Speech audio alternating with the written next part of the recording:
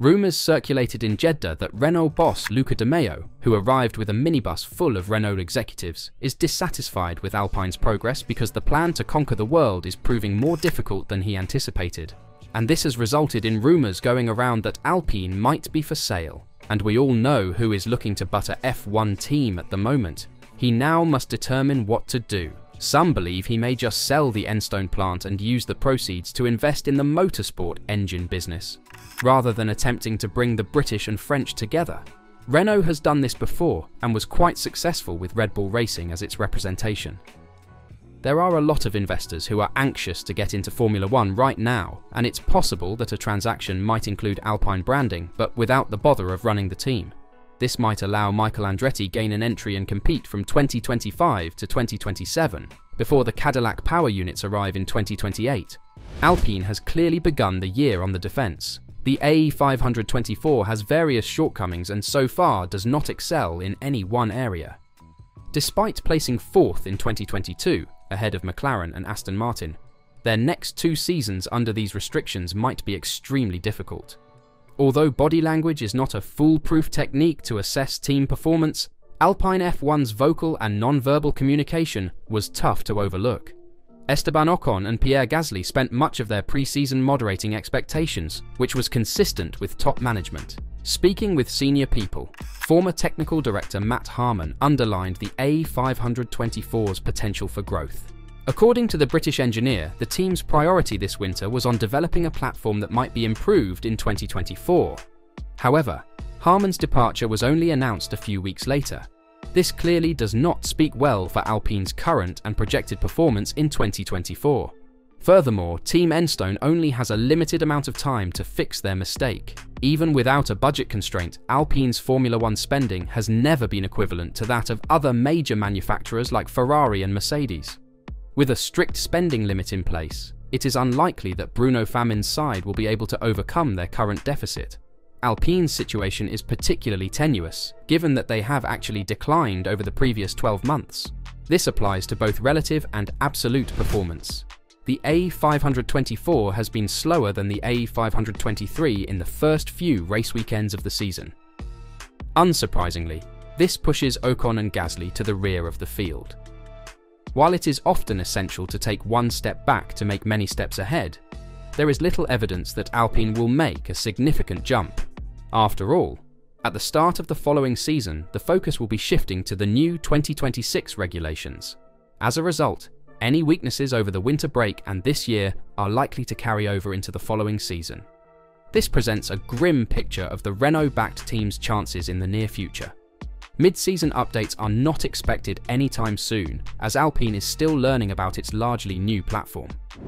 Even if they do arrive, the A524 will need to advance at a faster rate than competitors who are currently many stages ahead. Alpine is clearly reaping the consequences of several years of mismanagement. Time will tell how far they can alleviate their Formula One decline. And to make matters worse, there are now questions regarding how long Alpine will continue to have the support from Renault, as Renault seems to be done with the constant mismanagement and downfall of the team. In Bahrain, the harsh truth of Alpine's predicament with its disastrous 2024 model became obvious. There are the top 4 teams, then Aston Martin, the rest and then Alpine, new Haas team boss Ayao Komatsu told Extrabladet after the season opener. Last year, despite Alpine's exodus of key personnel, Renault sold a quarter of the squad to investors, with some celebrities serving as the public face of the transaction. It valued the squad at over €800 million. Still, the prospects for 2024 did not appear promising, particularly given the Renault engine, which is not utilised by a single client team. Compounding costs is thought to be as much as half a second per lap behind every competition. It was even suggested that Alpine, presumably Renault's works team, may switch to customer Mercedes power. Then I had to explain that without Renault engines there would be no project or chassis factory in Enstone, team head Bruno Famin told Autobild. A disappointed Pierre Gasly notes that Alpine has more concerns than just behind performance, including as noticeably sluggish pit stops. Unfortunately, we know it's something we need to work on. Today, it cost me 10 seconds, he had said after the Bahrain GP. We know that it wouldn't have given us any points, but in the future, it will be important when we get closer to points again. The weekend after in Saudi Arabia, the performance situation was likewise expected to be dire. We will not have any developments in Jeddah, Gasly reported. But we have to learn a lot of things about this new car. There are things to refine. After that, there will be no revolution and we will have to continue working step by step. Some may argue that capitalizing on the catastrophic Alpine scenario now provides the ideal chance for Andretti Cadillac to enter F1 as an 11th team, even without the sport's approval. Indeed, if Andretti just waits until 2028, as suggested by F1, a new Concord agreement is expected to require $600 million or more just to become the 11th team. On top of all the infrastructure expenditures associated with starting from scratch. Formula One made its position clear, Red Bull team boss Christian Horner told reporters. But it doesn't mean that Andretti can't come. It just means that they can't come as a new or 11th team. The opportunity still exists for them to take over an existing franchise or team if they can reach commercial terms. So, even though Andretti may have failed in their effort to become Formula One's 11th team, they may acquire another team on the grid, such as Alpine, to fulfill their ambition.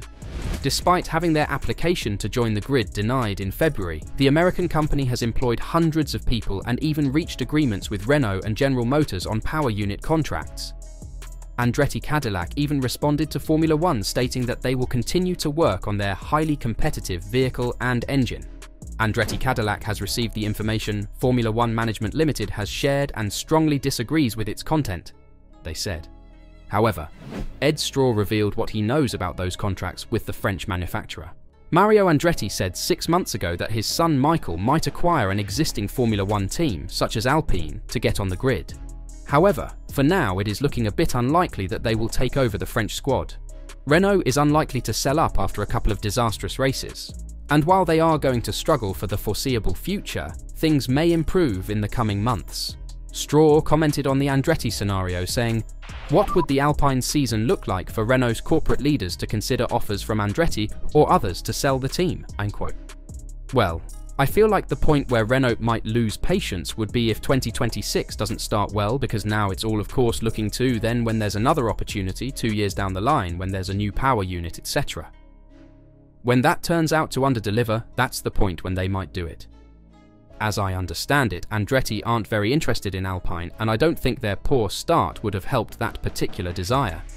But, at the same time, as I've always said, if Andretti could buy an existing team, it would be very good to get around the fact they don't currently have an entry, and they're still ploughing on full steam ahead, but they don't have that approval as of yet. So maybe there's a possibility something like could happen, but they're Renault going to run out of patience eventually. Andretti is unlikely to purchase Alpine anytime soon, but Haas is another possibility they may examine, as the team seems to be failing to achieve its targets year after year, and without improvement, Gene Haas might finally lose his patience with the squad. The cost of Andretti entering F1 as their own team may be increasing, but acquiring Renault's Alpine assets is likely to be considerably more expensive. It's difficult to imagine a solution for the planned American team emerging very soon, but with enough patience they might enter the grid eventually. What do you think? Will Alpine sell in the foreseeable future, and could Andretti be the one to take over? After all, they're still working on their own project, so any possibility will probably be jumped upon. Leave your thoughts in the comments down below.